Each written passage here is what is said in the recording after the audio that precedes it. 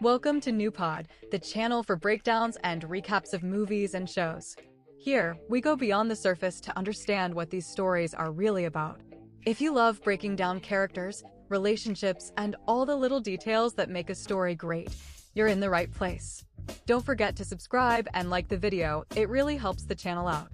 Today, we're diving into the world of the show that redefined adult animation, a brilliant and heartbreaking series that hits a little too close to home. BoJack Horseman, Season 1. Right from the first episode, we're dropped into the miserable life of BoJack Horseman, the former star of a 90s sitcom called Horsin' Around. He lives in Hollywood, but he's a depressed alcoholic who can't seem to get his career back on track. The contrast between his past glory and his life now is pretty stark.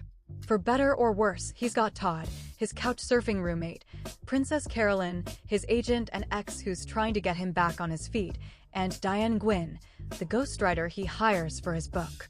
Talk about a cast of characters. BoJack quickly stirs up trouble by publicly criticizing the troops, which throws him into the spotlight for all the wrong reasons. The whole scandal just goes to show how out of touch he is. But this is also when Diane starts to break through his cynical exterior and see the pain underneath. It's the beginning of a connection, but you can already feel it's not going to be easy. The arrival of Sarah Lynn, his former child co-star from Horsin' Around, is a real gut punch. We discover she's a full-blown addict, a direct result of that early fame.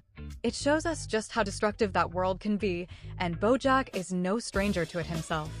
It's heartbreaking to see how damaged they both are. Meanwhile, BoJack, in his usual selfish way, accidentally sabotages Todd's video game project. That's so him. And then, Diane and Mr. Peanut Butter, BoJack's optimistic actor rival, start getting serious.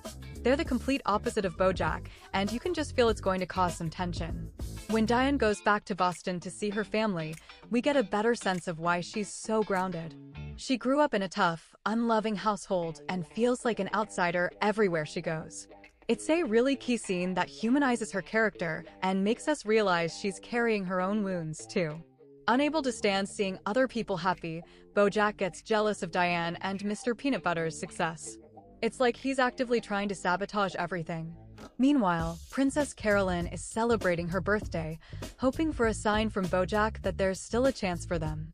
But, predictably, he lets her down again, unable to commit. It's tough to watch him squander every opportunity for love and connection.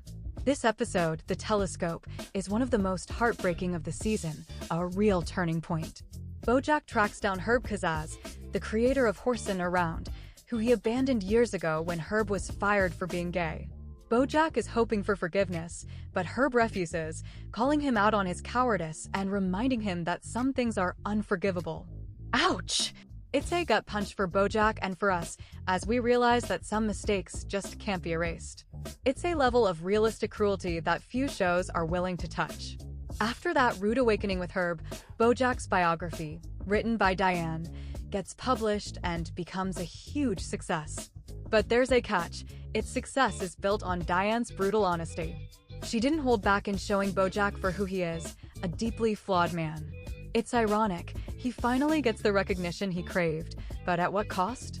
He's now famous for being the very person he was trying to hide. The episode's title, Downer Ending, says it all. BoJack, Sarah Lynn, and Todd go on a drug bender. BoJack starts hallucinating, imagining different lives he could have lived. It's a really intense sequence. He realizes he can't change until he actually confronts his problems. This moment is key. It shows the full extent of his self-sabotage. It's so sad, but also so true. As the season wraps up, the consequences of BoJack's actions finally start to catch up with him. The movie about his life is moving forward, but without him in the lead role. Diane puts some distance between herself and Mr. Peanut Butter. Princess Carolyn decides to move on without waiting for BoJack, and Todd, after years of patience, finally leaves the house. It's the end of an era for everyone else, leaving BoJack more alone than ever.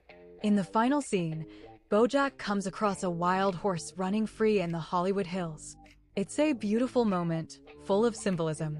This animal, completely free, represents a path forward for him, a chance to change. But the season ends right there, without telling us if he can actually pull it off. It leaves us on a major emotional cliffhanger, and you're left dying to know what happens next. If you got something new out of this video, consider subscribing and liking to support the channel. Let me know what you thought in the comments and what movie or show you want to see recapped next. See you next time on NewPod.